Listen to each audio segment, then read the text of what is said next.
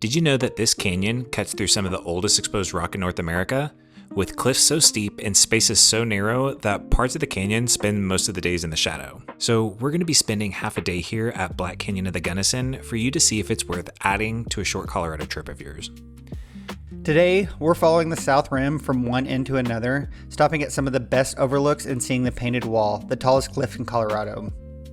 Then, leaving the rim behind, we're going to be driving a road that reaches a 16% grade all the way down to the Gunnison River. And welcome to the Garrett Side Quest. Today, Mikey and I are going to be at Black Canyon of the Gunnison National Park in western Colorado, and we only have half a day to explore here.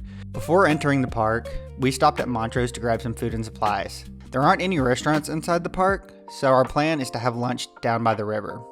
Now, let's go see if the side quest is worth taking. And at our first stop, we're about to get our real first look at it. Our day along the south rim starts here at Tomichi Point. It's the first overlook that you'll come to while entering the park, and honestly, I think it's the perfect introduction to the Black Canyon. When we travel, we try not to rush from one spot to the next. We'll film what we need to, but then I like to take a few minutes just to stand there and, take a few minutes of it in. No camera, no talking, just breathing with the view right in front of me. And this is only our first stop. We always love stopping at the National Park Visitor Center. We love to grab our souvenirs. For us, it's usually a pin, a sticker, maybe a shirt or two. Definitely comment below and tell us what kind of souvenirs you like collecting when traveling. Another reason to stop at a visitor center is because of the exhibits. They can completely change how you look at a place. One thing I didn't realize before coming here is just how old these rocks are.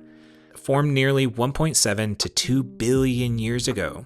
These rocks were already ancient long before the dinosaurs even existed, and yet today, the Gunnison River is still carving its way through them. Alright, I think we're ready for some more overlooks. I think that somehow they're actually going to get even better from here. After leaving the visitor center, it's only a short walk to Gunnison Point. It's actually right outside the back door. This is where the Black Canyon really started to click for us. Tomichi Point gives you that first look when you arrive, but Gunnison Point helps you understand exactly what you're looking at. From here, you can finally see the Gunnison River winding through the bottom of the canyon. It almost doesn't even look real. The river looks tiny, more like a ribbon than a river from this view, but that little ribbon is responsible for everything you're seeing here. What's hard to appreciate on camera is just how vertical these walls are. Your eyes naturally expect to see a mountain slope, but they don't. They just drop. Everything just goes straight down. It's almost like you're looking off the side of a building instead of a mountain. The camera only captures one angle, and it can't quite recreate that feeling of standing right here on the edge. Let's just say 3 points of contact may be needed. I think that's why Black Canyon flies under the radar. It's spectacular in person, but it doesn't always translate through a screen. Okay, now we are at the Pulpit Rock overview. One thing we quickly noticed about the South Rim is that every angle has its own personality. Some of these are all about depth, others highlight the narrowness of the canyon, and some simply give you a chance to slow down and appreciate how quiet this place really is. Pulpit Rock isn't the biggest overlook in the park. In fact, it's one of the quieter ones, but those often end up being our favorites. It's a simple overlook with plenty of time to take it all in. One thing that was really cool is that you could hear the roar of the river below, which added to the calming effect. It was really cool to see the lighter bands in the rock already, but I'll talk about what those are at the next stop at Painted Wall.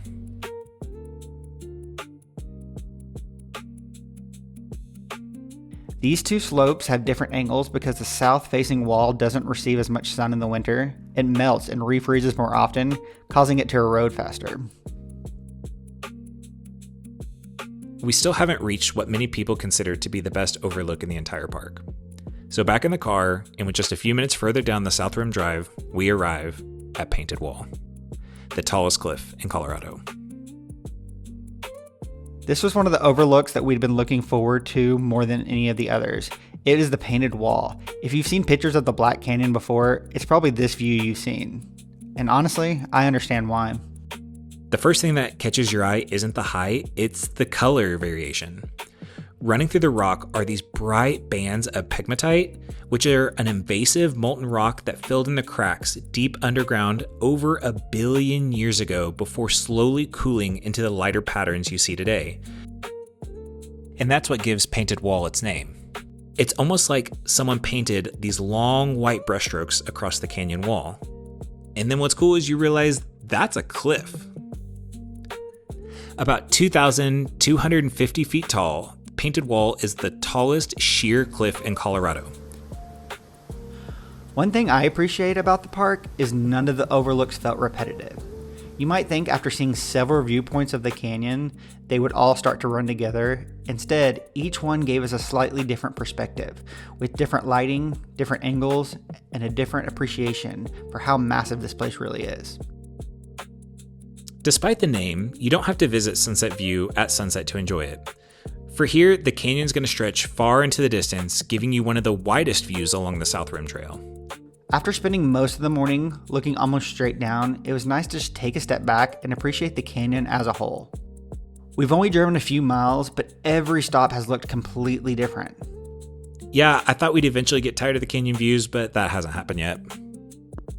Our final viewpoint along the South Rim was High Point. We caught a few glimpses of the view here and there, but we didn't take the trail, so this is all we could see from here. Now, I think it's time to see what it looks like from the bottom. Relax a little bit and have some lunch at the picnic area down there.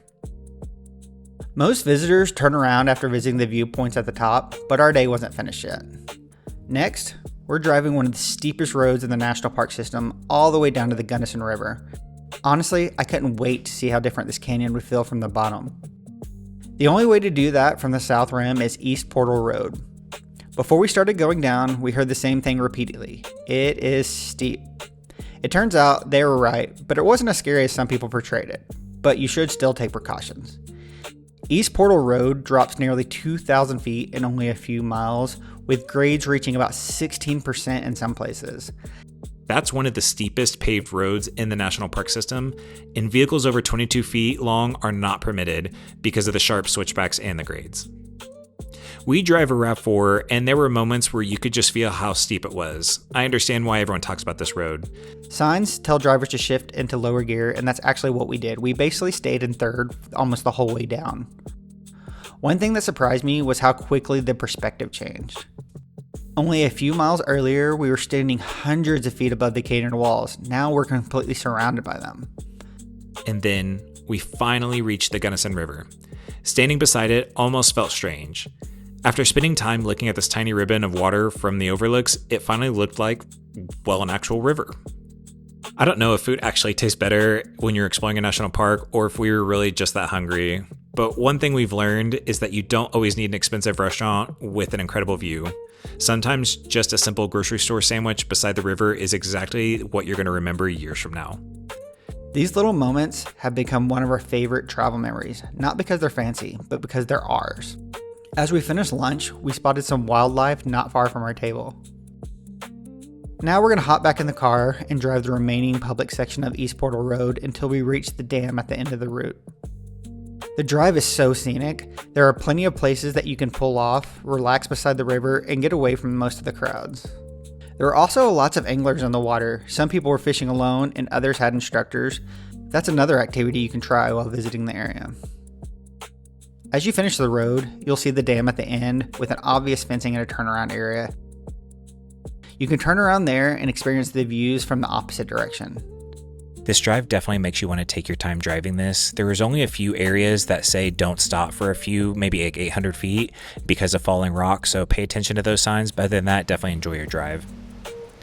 But now that we're down here back by the campsite area, we're going to go ahead and get down here by the water just to get a little bit closer of a view and to hear the sounds. Okay guys, so we're just finishing up our time here at Black Canyon of the Gunnison National Park. Had a lot of fun. A lot of the viewpoints were right outside of the car.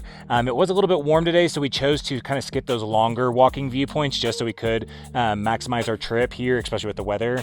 But we were also able to drive to the bottom. It was a steep, incline or whatever you want to call it. So our car, we have a RAV4 hybrid. We were able to go down just fine. We just kind of shifted it to a lower gear, third gear specifically. It wasn't near as bad as I thought it was going to be. I was a little bit anxious going into it, but honestly, the drive wasn't bad. And it wasn't really scary at all. No, it was beautiful though the whole time. And then once we got to the bottom, the viewpoint was incredible. I loved listening to the water.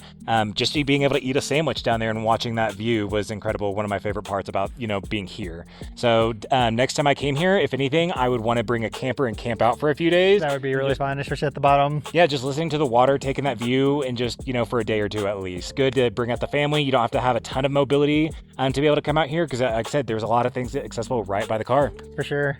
And so that was our side quest here at Black Canyon of the Gunnison National Park. This is National Park number 11 for us. Yeah, it's super exciting. So thanks for watching this. This is the Garrett side quest. We'll see you guys in the next one.